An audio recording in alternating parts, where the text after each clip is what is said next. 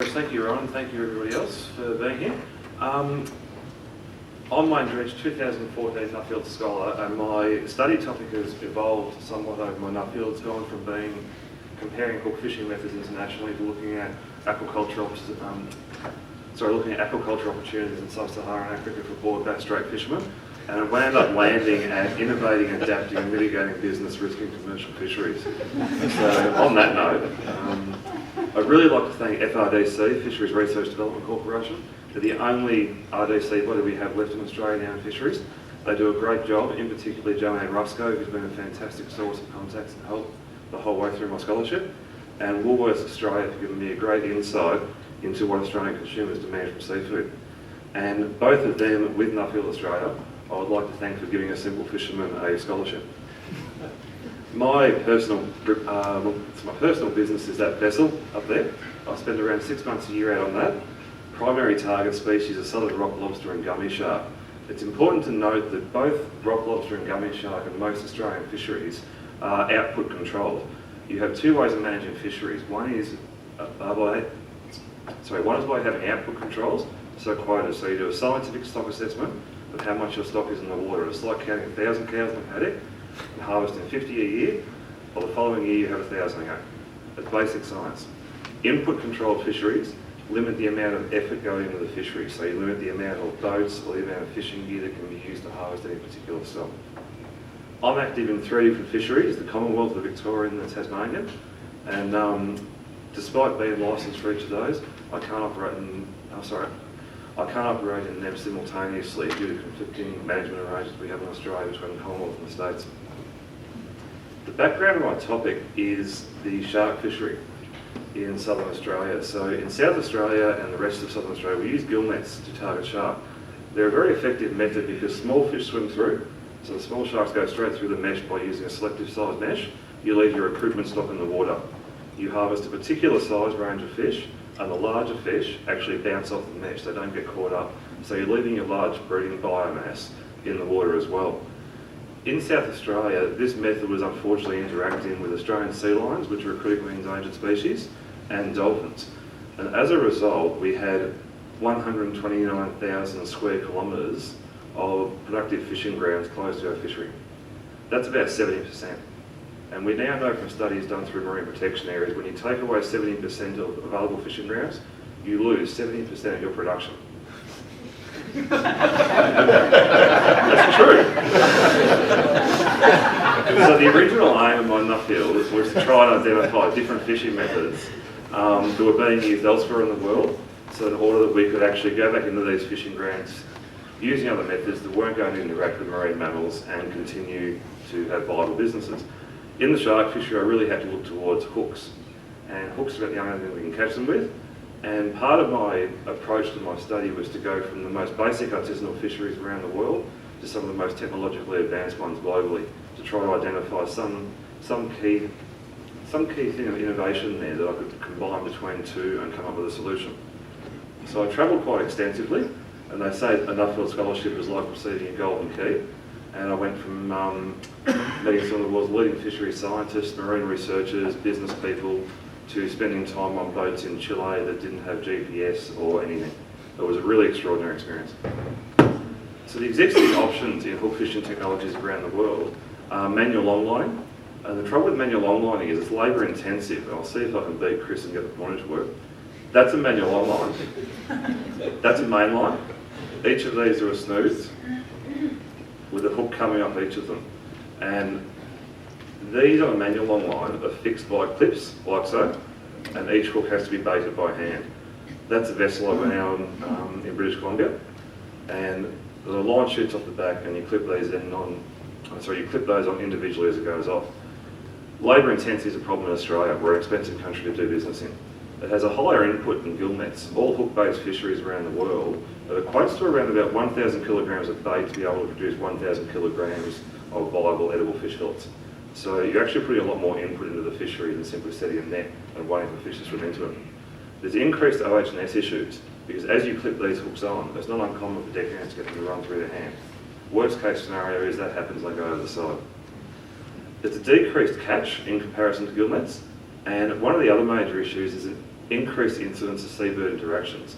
As the baits go into the water, seabirds fly down, grab the bait and get drowned. And it's actually a major issue in some areas of the world. So we had to be careful that we didn't trade off one social licence issue with marine mammals for another social licence issue with seabirds. Option 2 was automatic. Okay, we won't play the video because the sound's apparently turned off. Let's turn it off here. Okay. Option 2 is automatic baiting. So an automatic unwinding. On the left there, you'll see a magazine full of hooks, snoods, and that rope there represents the distance between them, which is about 1.5 metres. That runs through the back of a boat to a boating machine, and I think maybe I'll just do it. Noisy machine. Yeah, sorry, now it's not going anywhere, too noisy. But it runs through a baiting machine. The baiting machine cuts the bait, the hook comes up to it, is presented, and it goes, shoots straight off the back, all baited and ready. So it takes out the labour intensity of it. Some of the problems with it is the economic viability of it in the shark industry was very questionable because shark are widely dispersed, and this system was created in Norway originally to target aggregating schools of fish like ling and blue eye. A significant capital cost to establish. You're looking at $300,000 to put one of these on a boat that might turn over $700,000 a year. Conflict with other fishing or sectorial zones. All fish like to eat, and as a result, they all go and eat the bait on the hook. And you might wind up catching a particular species that you're not licensed for. So we have an issue in Australia where we have commonwealth managed boats and state managed boats. A state managed boat and a commonwealth managed boat can be sitting side by side in the water, fishing the same grounds. One's targeting snapper and discarding shark over the side. The other is targeting shark and discarding snapper over the side. That's a major issue we've got in Australia at the moment. There are some people working on it, but it's going to become a social licence issue for industry in the future. And the fixed hook spacing of 1.5 metres isn't viable in shark because you have to bait too many hooks over a too shorter area. And at 40 grams per bait and $1.80 per bait, the costs really do add up. So I spoke with some of the world's leading developers in automated hook technology, Fiskerid and Mustad in Norway, and we can actually develop a system that targets shark. We can solve the auto baiting problem. We can have a different system that uses an auto bait without fixed hook spacings. We can vary our snood lengths and the ability to vary hook spacings. When you can have a longer snood than the shorter ones that you saw there, the shark actually pick the bait up and they move off with it. And as they move off with it, when they swallow it, they don't bite it like an ordinary fish. So you have a much higher catch rate by being able to have a longer snood. Hook spacing is important because you want to spread your gear over maybe 15 nautical miles when you're first finding the fish. If you find a 5 nautical mile productive area, you can bring those same 3,000 hooks back into a smaller area. It's operational by a maximum of 2 people, and this system actually is being developed at the moment now as a result of this. Swivel integration of the snoods, that's an interesting one. The artisanal fishermen in southern Chile were putting a swivel into the top of their hook, and another swivel at the top at the snood end. And as a result, they increased their catches by 75%. Extraordinary, because as the fish come up, they're not spinning, they're not putting as much strain on the snood, and it's not breaking off. Some of the Norwegian fishermen were trialling the same thing. So it's a major, major thing, and it's really great for an output-controlled fishery, because you can catch 10 tonne a year, but you can catch that 10 tonne by spending 25 days less at sea. That's smart business. And increased catch per unit of effort, which I just covered. So looking at the other outcomes we had to achieve was mitigating bird interactions. On the left is Mustad Seabird Saver. It's a laser that comes off the back of the boat, and the laser hits the water with an acoustic sound noise coming out right where the baits are going in. And as the bait hits the water, the weight of the main line drags it down. The birds come in to hit the and get in the laser, and they panic and fly off. And you can see there the number of trailing birds during a control test and the number of birds that are laser mitigated. So that was a great measure in how you can actually mitigate bird interactions, and so is this one. This was also the artisanal Chile fishermen, and they solved a problem with one of the albatross populations on the Antarctic Peninsula in their industrial scale fisheries, because there was one fisherman in Chile who was determined that the birds were going to stop stealing his bait. And they put an observer on his boat for 27 million hook sets over a 3-year period, and he had one bird interaction. And all he had to do was put a weight on the bottom of each snood, and instead he had 4 hooks running off it, and the weight took the bait down so quickly the birds couldn't get it. And interestingly, the higher aggregation of bait over a smaller area increased his catch rate as well. So it was a win-win for all of them. And size selectivity, I mentioned before with gill nets, small fish go through, big fish bounce off. Problem with hooks is you can't necessarily mitigate catching big fish. You can with small fish, you use a bigger hook. Big fish are a bit different, so you want to be able to release the larger ones. This is the next generation of hook technology, and this is a biodegradable plastic. And it is so sharp, it cut my finger open, I tested it, and stupidly. We can have these manufactured to biodegrade over any time frame in any environment in the world. So it also solves the problem of what is known as ghost fishing, where you lose fishing equipment as a result of adverse weather conditions or tide. If this gets carried away and fish grab a hold of it, you know within 14 days it's going to be broken down to nothing. Really amazing technology. Something else I saw in Belgium was this electric beam trawl.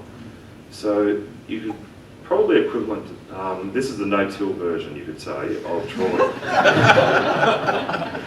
This net here, as opposed to a conventional trawl that has a beam and then large heavy chains that dig into the sea floor to stir up sole or prawns or bugs and creatures like that, that's a very light bottom line, and these streamers send out an electrical pulse. And it stuns the fish momentarily as they lift off the bottom, and then the fish just go straight through the streamers and through to the back of the net. And the result of it was they have less benthic disturbance by 50%, so 50% less bottom organisms are being disturbed. They halve their fuel consumption because of what they're towing around, so less carbon emissions and high profit scores. They increase their catches by 15 to 20%. It's proven to be selective by adjusting the mesh size right behind when the streamers are. Small fish go straight through and swim off. Less bycatch. You can see there, starfish, that's about the only other bycatch there. Previously that pound would have been full of mud, of crabs, of all sorts of stuff. And higher catch quality resulting in higher market prices. The fish aren't knocked around by being in the same net for a long period of time with gravel. So having seen these great innovations and technologies around the world, it was really extraordinary to start looking at Australian legislation and realising that we can't use any of these. Or if we do, we're going to create another much larger problem. Because if we bring this fishing technology in here without consolidating our licence and jurisdictional structures here in Australia, you're going to create probably a much bigger conflict. So we're stuck in this point where we want to actually improve our environmental impact, make our fisheries more sustainable by innovating, but we have a regulatory environment that often prohibits it. So I spent a lot of time looking at the way fisheries management works around the world. And I spent some time in the EU, and I was fortunate enough to get to know that lady on the left, who's the head of the largest industry association in the EU, Catherine Stack, and that's Europesh. She took me through Brussels and through the entire political process of how EU fisheries are managed. It's a basket case. You have 27 different countries trying to share resources. You have a very top-down regulatory structure. So when an issue comes up, a social licence issue comes up, a new regulation comes in, imposed by somebody from the absolute top of the fisheries hierarchy in Brussels, and it flows down through the fishery. There's no accountability. They discard, they don't have to account for what they discard. The problem with that is it doesn't go into the stock assessment models, so you don't know where your stock in the paddock's actually at. Politics, fisheries policy is decided by politics in the EU, not by science. It's becoming more of a problem in Australia as well. Poor monitoring, very little enforcement, and they have few output controls. And the result is fishes circumvent regulation. That's a net down there. When you make a polyethylene net, it goes through a net factory and it's actually steamed. And as they steam the twine, it gives it rigidity. Okay? It's a standard practice. This net factory, this is the tail end of a trawl where all the fish wind up and smaller fish can usually go through. The request from the fishing company was it was steamed 3 times. It winds up like a milk crate, so the meshes can't open up because these regulations have been imposed on industry with no consultation, and it was proving negative for their businesses, so they circumvented the regulations. Lack of public trust leads to a lack of social or loss of social licence and a lack of business flexibility. That's Mick Jagger's daughter. There was a huge campaign during the revised common fisheries policy when I was in the EU, and these billboards were all around the place. Celebrities draping themselves naked with fish because they were concerned about the state of the EU's fisheries. They have no social licence left remaining in the EU in the EU and their fisheries. British Columbia, by contrast, is an extraordinary place to look at the way fisheries are managed. The International Pacific Halibut Commission exists in Seattle, and they actually manage the Pacific halibut stock between the US and Canada. Considering Australia can't manage fish stocks between the states and the Commonwealth, we have a lot to learn from them here. And the way they did it was individual accountability. So if a fisher was caught doing the wrong thing, a regulation wasn't brought in against the industry. The accountability came down to that individual. The only way they know how to do that is through monitoring. And monitoring, every boat is fitted with an electronic camera or an onboard observer. It's at a cost to industry, but the cost of not having it would have been significantly greater, as the EU has seen. Transferability of fishing rights. It gives your industry a capital value, which is extraordinarily important. Without it, we can't get young recruitment into the industry. And removal of competition. The output controls they have in there, the entire fishing sector's trap, line, hook and trawl get together at the start of every year, and they allocate between industry, who gets how much an allocation of each lot of quota. It works extraordinarily well, and therefore fishermen, once they're on the water, aren't competing with one another. If they have a stock that is under a stock rebuilding strategy, they warn the others about it and they stay away from it. And they leave 70% of their stocks in the water that are under rebuilding strategies. Extraordinary. What that's allowed is for freedom of industry to innovate. They can adapt to change, they can adapt to different circumstances. Trust between fishing sectors and different fishermen. Fishermen don't trust each other. I don't tell my best mate what I'm catching. Public accountability. When you have a camera on board your boat watching what you're doing, then an NGO can make any claim they want, and you can prove them wrong every single time, because the claims they're making are getting more and more imaginative every single day. And fishermen and management are collaborating a lot more with their managing fish stocks. It's a great model for co-management the rest of the world should be adopting. So in Australia, the recommendations in how we can actually start utilising some of these technologies that I've seen around the world, we need to sort out our jurisdictional resolutions, state and Commonwealth. You can do that by consolidating licences between state and Commonwealth in crossover species. Accountability and monitoring, same as in British Columbia. Removal of input controls. If I'm going to catch 15 tonnes of rock lobster a year, which is what I catch, why is it that I should only be allowed to use 15 traps to catch it? If using 80 traps suddenly means that I can spend 25 days less a year at sea, I have a better business model as a result. And individual responsibility, so an industry is not held to account for the actions of an individual. And that will allow business flexibility and the ability to diversify. This is a great quote from Catherine Stack. There's a huge disparity between the level of support provided to the agricultural and fishery sectors and what is important now that governments recognise this. And why that's so important is Australian fisheries are suffering from a significant loss of capacity within our fisheries. Our high-value state-based fisheries like rock lobster, abalone and sea urchin are going brilliantly. They've got a great economic value, they're doing fantastic well, and we have a world-class product that is in high demand. The shark sector operates in the southern and eastern scalefish and shark fishing sector, the SESSF. It's at 45% of its production capacity. We are under harvesting by 55% of our available stocks. The last time there was a new trawler built in that sector was in 1997. That's significant because we're importing 70% of our domestic seafood. A lot of it from Southeast Asia. Their production is nearly at its peak. Within 25 years, their domestic consumption with their emerging middle class is going to outpace their existing consumption. Will outpace their existing production. So how is a country like Australia, who has become reliant on imports, going to be able to provide seafood for our population? Globally, capture fisheries actually provide more animal meat protein than beef and lamb combined. We're a significant food source for the world, and most Australians don't realise that. Our seafood culture is thrown on the prawn and the barbie. And we have a world-class product. I've seen Australian barramundi in Hong Kong for $100 a kilo, skinless boneless fillets. Southern Rock Lobster command the highest price of any lobster in the world. There's a lot of markets out there that want more of our product, and we actually do have the ability to deliver more sustainably. And we're the best in the world. Even though I've seen these great technologies elsewhere around the world, I thought I was going to be going overseas and meeting these amazing fishermen and amazing management structures and how well they manage. The state of the world's fish stocks are a concern. They're not as bad as what everybody makes out. But having seen everything I have, I now truly honestly believe Australian fishermen are the most adaptive, innovative and environmentally conscious fishermen of anywhere in the world. And we have some of our managers who are the most passionate about sustainable fisheries of anywhere in the world. And where we're getting wrong is meeting in the middle somewhere, and there's more cohesion on that ground. Because Australian fisheries are part of the global food solution and not part of the global food problem. Thank you.